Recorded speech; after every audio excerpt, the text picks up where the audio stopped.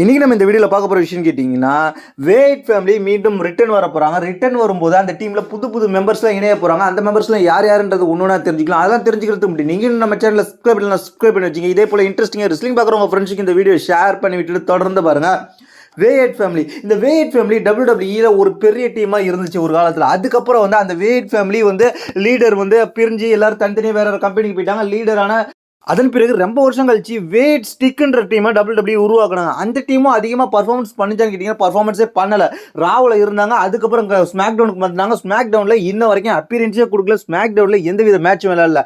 இப்படிப்பட்ட ஸ்டூலில் wired stick டீமுக்கு இப்போ வந்து புதுசாக சேஞ்ச் பண்ணி அந்த டீமை மீண்டும் பழையபடி பயங்கரமான டீமாக மாற்றணுன்றதுக்காக சில சேஞ்சஸ்லாம் பண்ண போகிறாங்க. அதில் சில ரிசல்ட்ஸ்லாம் வர போகிறாங்க. அதெல்லாம் யார் யாருன்றது தெரிஞ்சுக்கலாம். ஃபர்ஸ்ட்டு அந்த டீமில் புதுசாக ஜாயின் பண்ண போகிறது யாருக்கு வாய்ப்பு இருக்குன்னு கேட்டிங்கன்னா மிஸ்ஸுக்கு தான் வாய்ப்பு இருக்குன்ற மாதிரி சொல்லப்படுகிறது.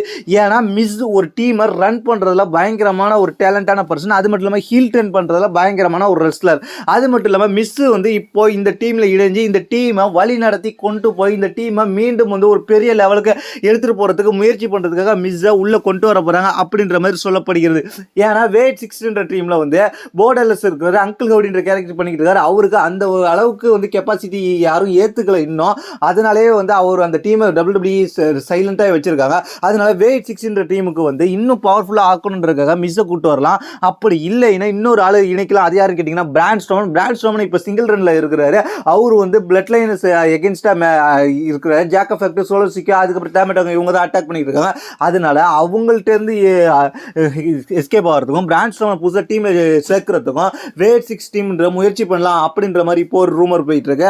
அதனால இந்த டீமில் வந்து பிராண்ட் ஸ்ட்ரோமன் இணையறதுக்கும் ஒரு வாய்ப்பு இருக்குன்ற மாதிரி இப்போ டீட்டெயில் கிடைச்சிருக்கு. அது மட்டும் இல்லாமல் இப்போ ஒரு புதுசாக ஒரு ரெஸ்லர் ரிட்டர்ன் ஆக போகிறாரு.